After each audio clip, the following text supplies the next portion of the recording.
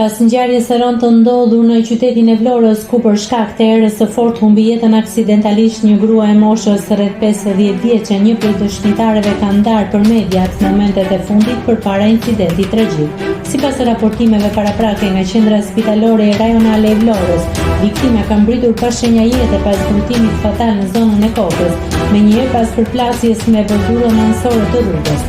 Mjetët kanë konfirmuar se shkaku i vdekjes lidhet me traumën e fortë të pësuar, e cila rezultoi pakapërfyeshme. Ngjarja ka ndodhur rreth mesditës, në një prej akseve të qytetit në kushtet ekstreme atmosferike, ku era e fuqishme ka shkaktuar disa problematika të njëpasishme, por fatkeqësisht edhe humbjen e një jete.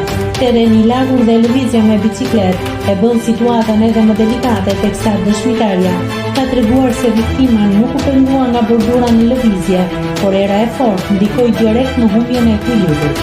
Dëshmitarja pranishme në vendin e ngjarjes gjithashtu, rreth të njëjtës moshë si viktima, ka sqaruar se ishte vetëm pak metra larg ku ndodhi incidenti fatal. Ajo ka treguar se viktima po lëvizte me bicikletë kur u godit nga era, çka solli rrëzimin e menjëhershëm të saj. Në deklaratën e saj, dëshmitarja ka theksuar edhe përpjekjen për të parandaluar rrezikun.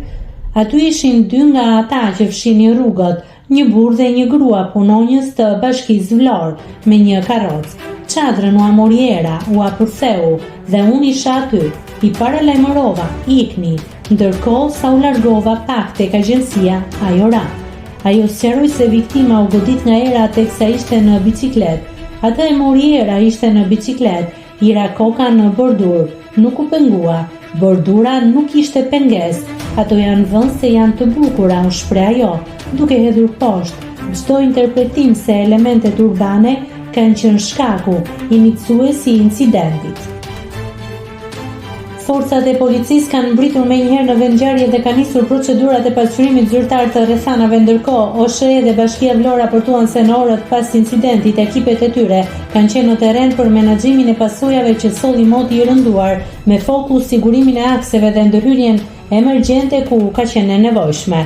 Policia apeloi sërish për kujdes të shtuar në qarkullim gjatë ditëve me kushte të rënda atmosferike, veçanërisht për mjetet e lehta si bicikletat dhe monopatinat, që janë më të ndjeshme ndaj destabilizimit nga faktorët mjedisor. Hetimet e plota pritet të vijojnë nga autoritetet për të dokumentuar të gjitha elementet shoqëruese të incidentit, ndërsa qyteti i Vlorës është tromditur nga kjo humbje parakoshme dhe aksidentale. Nëse klikoni mbi butonin subscribe, do t'ju shfaqen të gjitha publikimet tona. Ju ftoj t'i bëni subscribe kanalit, të pëlqeni videot dhe të lini komentin tuaj.